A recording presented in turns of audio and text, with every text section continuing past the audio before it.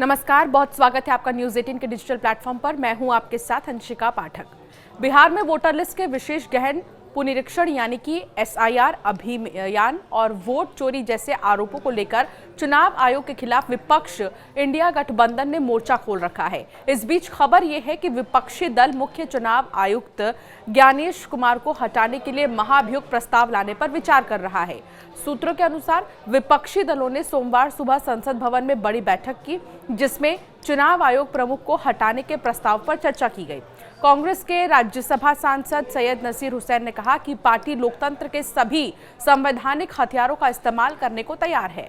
उन्होंने कहा कि जरूरत पड़ी तो हम लोकतंत्र के तहत उपलब्ध सभी हथियारों का इस्तेमाल करेंगे। अभी तक महाभियोग पर कोई औपचारिक चर्चा नहीं हुई है, लेकिन अगर जरूरत पड़ी तो हम कुछ भी कर सकते हैं। ऐसे में बड़ा सवाल यह है कि क्या मुख्य चुनाव आयुक्त के खिलाफ महाभियोग प्रस्ताव लाया जा सकता है और इसकी क्या प्रक्रिया है। तो भारतीय संविधान में मुख्य चुनाव आयुक्त सीईसी और चुनाव आयुक्तों को हटाने की प्रक्रिया स्पष्ट रूप से तय है। संविधान का अनुच्छेद 324 चुनाव आयोग को स्वतंत्र संस्था का दर्जा देता है। मुख्य चुनाव आयुक्त को हटाने की प्रक्रिया सुप्रीम कोर्ट के जज के समान ही है। इसका मतलब है कि उन्हें केवल महाभियोग के जरिए ही हटाया जा सकता है। अब समझिए कि आखिर ये महाभियोग प्रक्रिया क्या है। मुख्य चुनाव आयुक्त को उनके पद से हटाने के लिए लोकसभा या राज्यसभा यानी कि दोनों में से किसी एक सदन में प्रस्ताव लाया जा सकता है। इस प्रस्ताव को सदन में मौजूद और मतदान करने वाले सदस्यों के 2/3 बहुमत से पारित होना होगा। इसके बाद प्रस्ताव दूसरे सदन में जाएगा और वहां भी 2/3 बहुमत से पारित होना अनिवार्य है। दोनों सदनों से महाभियोग प्रस्ताव पास होने के बाद ही राष्ट्रपति मुख्य चुनाव आयुक्त को हटाने का आदेश जारी कर सकते हैं। व्यावहारिक रूप से देखा जाए तो किसी मुख्य चुनाव आयुक्त को हटाना बेहद कठिन प्रक्रिया है, क्योंकि इसके लिए संसद के दोनों सदनों में भारी बहुमत की आवश्यकता होती है। संसद के मौजूदा संख्या बल को देखते हुए विपक्ष के लिए इतना समर्थन जुटाना आसान नहीं होगा।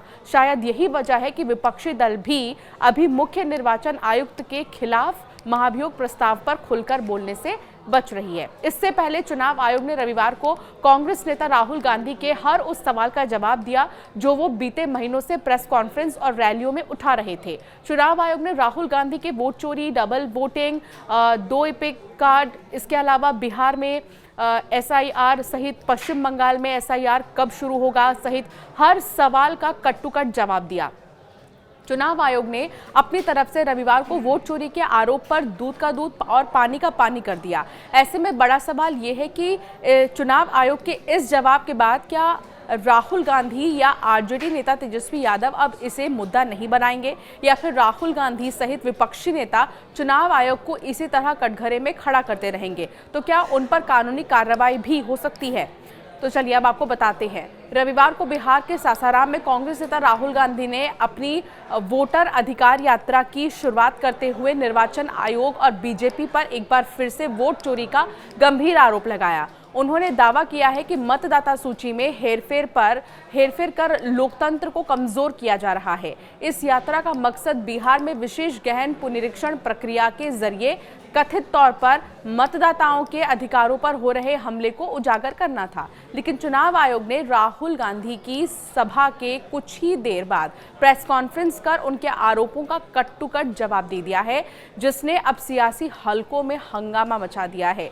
मुख्य चुनाव आयुक्त ज्ञानेश कुमार ने दिल्ली में आयोजित प्रेस कॉन्फ्रेंस में राहुल गांधी के वोट चोरी के दावों को पूरी तरह से खारिज कर दिया। उन्होंने कहा, वोट चोरी जैसे शब्दों का इस्तेमाल संविधान का अपमान है। अगर राहुल गांधी के पास सबूत है तो वे शपथ पत्र देकर कोर्ट में अपनी बात रखें, वरना देश से माफी मांगे। आयोग ने साफ किया कि मतदाता सूची की प्रक्रिया पूरी तरह से पारदर्शी है और सभी राजनीतिक दलों के बूथ लेवल एजेंट्स ने ड्राफ्ट सूची को सत्यापित किया है। फिलहाल ये देखना होगा कि आखिर आरोप और प्रत्यारोप के दौर कब खत्म होंगे। तो दूसरी तरफ आपने सुना प्रेस कॉन्फ्रेंस में ज्ञानेश कुमार को उन्होंने क्या कहा। हालांकि विपक्ष लगातार ये कह रहा है कि हम अब महाभियोग प्रस्ताव लेकर आएंगे, जिसको इतनी जल्दी से पारित करना बहुत ज़्यादा मुश्किल है, क्योंकि बहुमत बहुत ज़्यादा ज़रूरी है। अब देखना होगा कि आगे इस पूरे मामले में क्या होता है। आपकी क्या राय है इस पर, हमें ज़रूर कॉमेंट कर बताएं।